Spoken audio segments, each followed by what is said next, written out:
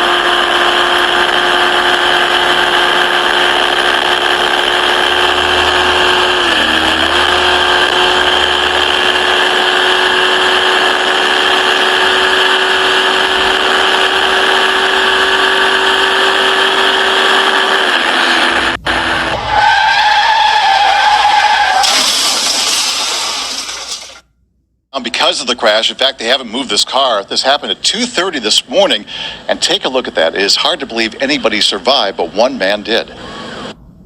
That's probably one of the worst traffic collisions I've ever seen in my 30 years of law enforcement. 3 decades in the sheriff's department didn't prepare Gary Burton for this.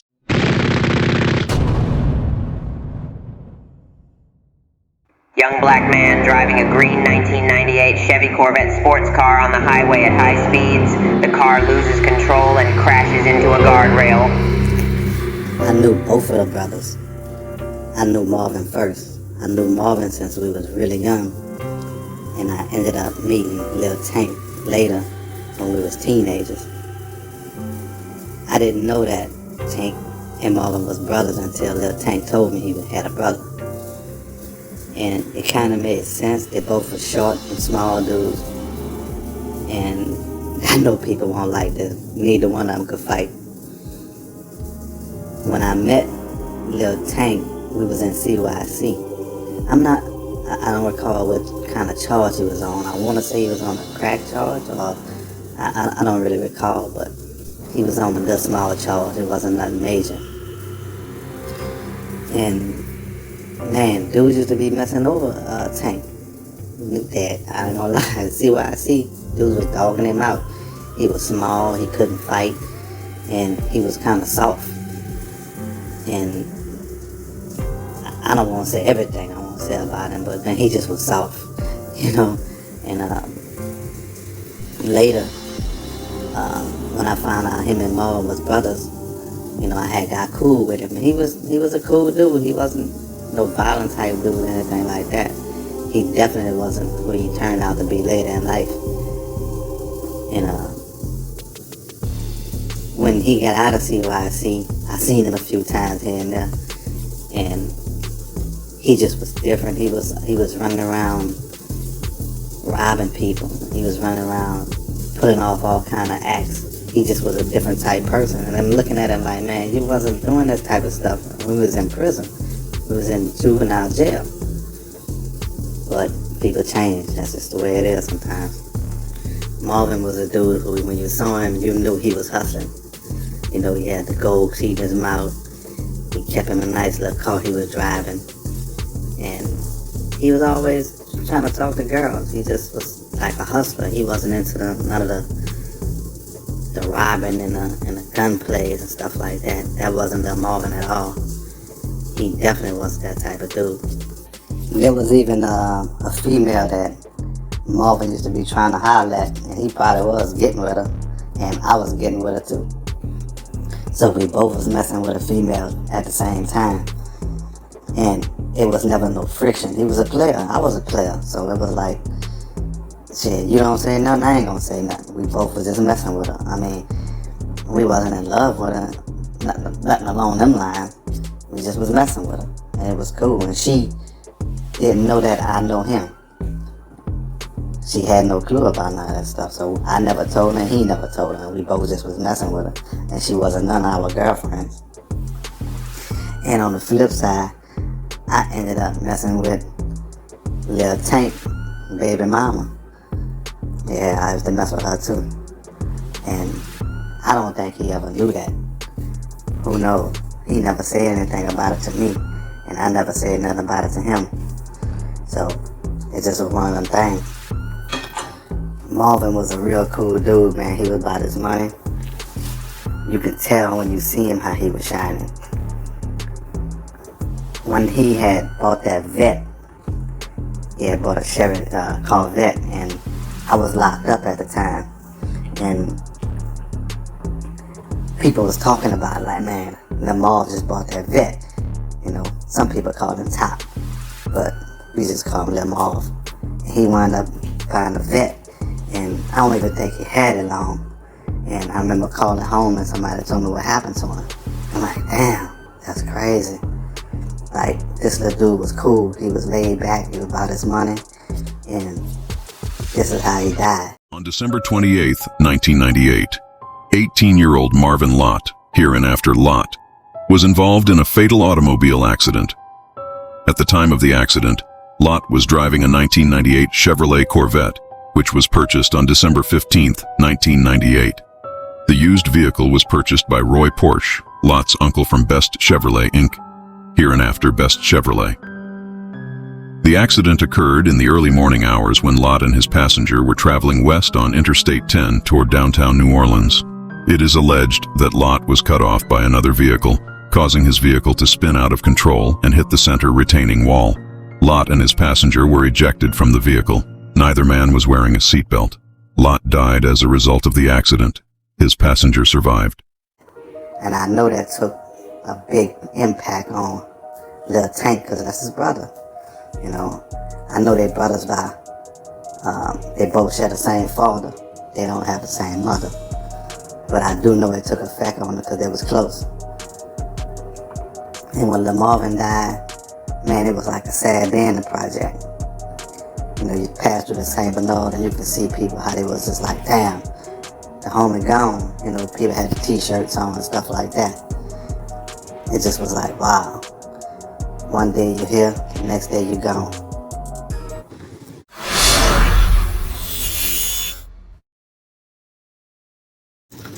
I remember the first time I even heard about Lil Tank doing something vicious in the streets.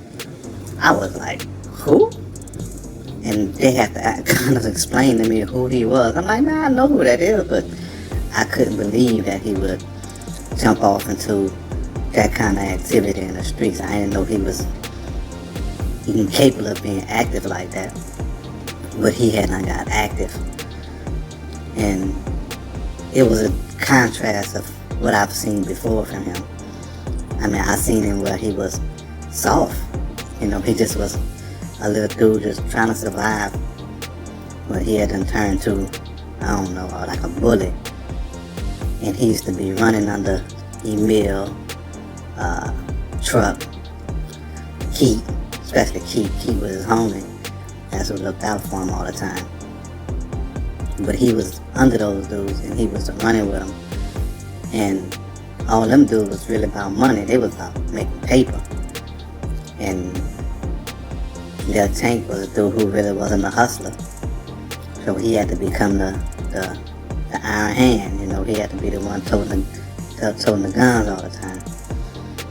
And that's what he did. He became that person. He just took that road and ran with it.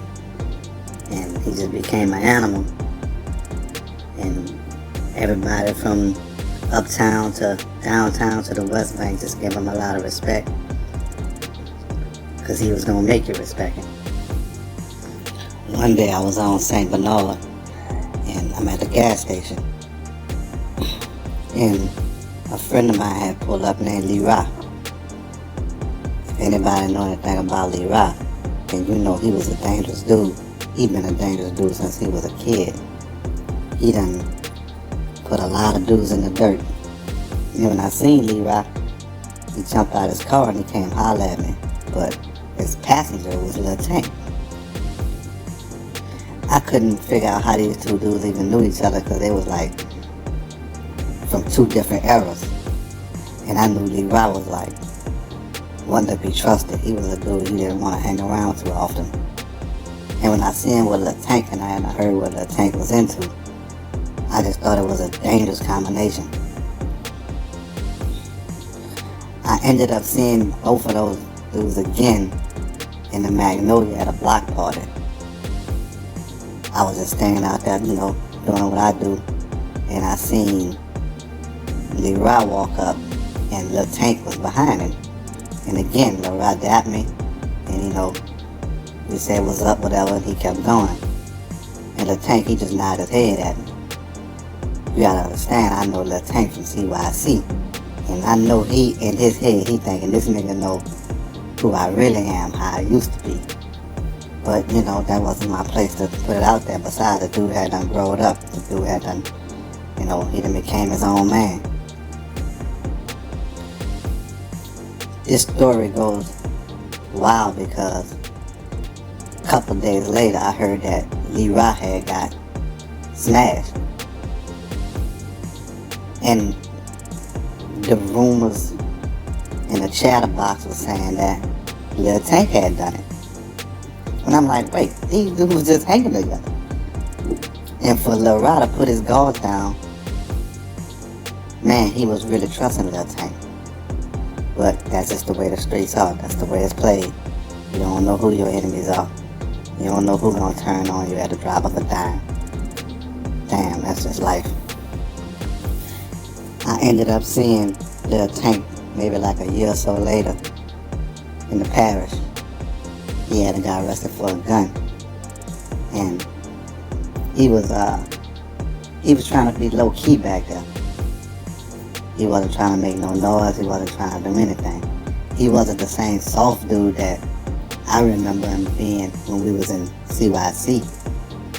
Because now people knew who he was, so nobody wouldn't even test him. Nobody wouldn't even come at him like that. But he still was being low key. He wasn't into nothing. He was just watch TV, he'll write letters, stuff like that. Some dudes were saying that they thought he was scared to make a move because right upstairs on the next floor, they had a Cali hotel. And had a bunch of dudes from the Calio in there. And usually when you mess up where we were, they send you upstairs. Cause when them dudes mess up, they send them downstairs. And that's how it was going back there. And he didn't really want to get caught up in nothing, have to go on the Cali hotel. Remember, this dude, he can't fight. He can't fight at all. But you know how they say sometimes when dudes can't fight, they'll pull that trigger. That's just life. But he ended up getting charged by the feds for the gun charge that he was on. So they snatched him off a chair and brought him to the feds. And I don't really know how things turned out for him over there. I heard he had got like 10 years or something like that. And he did his time and he went home. And then he just was doing the same thing all over again. That's just what Lil Tank. There's a lot of rumors circling around about how he died. I mean, we all know that he died from a self-inflicted wound, but it's like up in the air about how he even get caught up in that situation. That story by itself is just wild. But how he went out, it just was crazy because he had just came home from beating a charge out in Covington. They had him jammed up out there on some guns and stuff like that, and he was looking at a life sentence. And he was like, I gotta go to trial. So he went to trial, and He beat him. And man, he came home, bro. He wasn't even home. I don't even think he was home 5 months. And he got caught up in something else. New Orleans man facing life sentence acquitted of gun charges.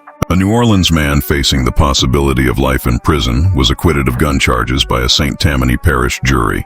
Bernie Porch, 37, was found not guilty of 3 counts of possession of a firearm. Porche was arrested June 24th at his girlfriend's apartment in Mandeville, Louisiana.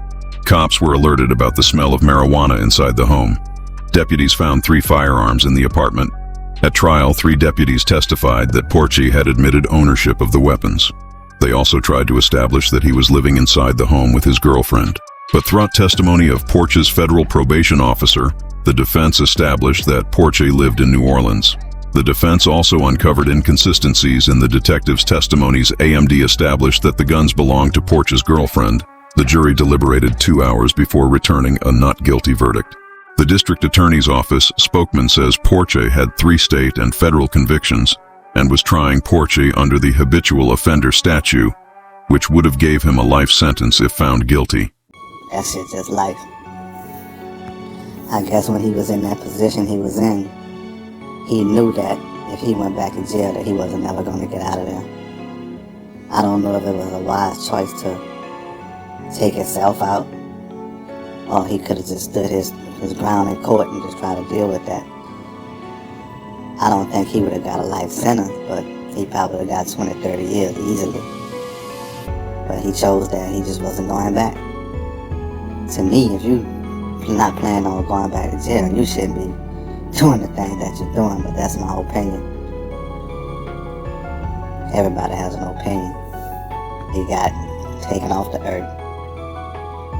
Say Porche used this handgun to fire at them, and the ballistics show it's the same gun he used to shoot himself. As we have done in every police-involved shooting since I've been the chief, within the first days of the incident, we brought the family of Mr. Porche into the Public Integrity Bureau, and they had an opportunity to view this video, and I personally met with them about the circumstances of this incident, and they were grateful for that opportunity.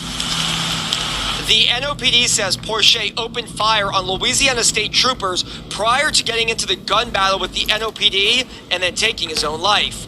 Porche shot one trooper in the arm. His injury is not life-threatening. LSP followed Porche and 2 other unidentified men who they say were in a stolen vehicle. Police are still looking for those men, but inside that car was this assault rifle. And they're willing to do whatever it takes to keep from going to jail.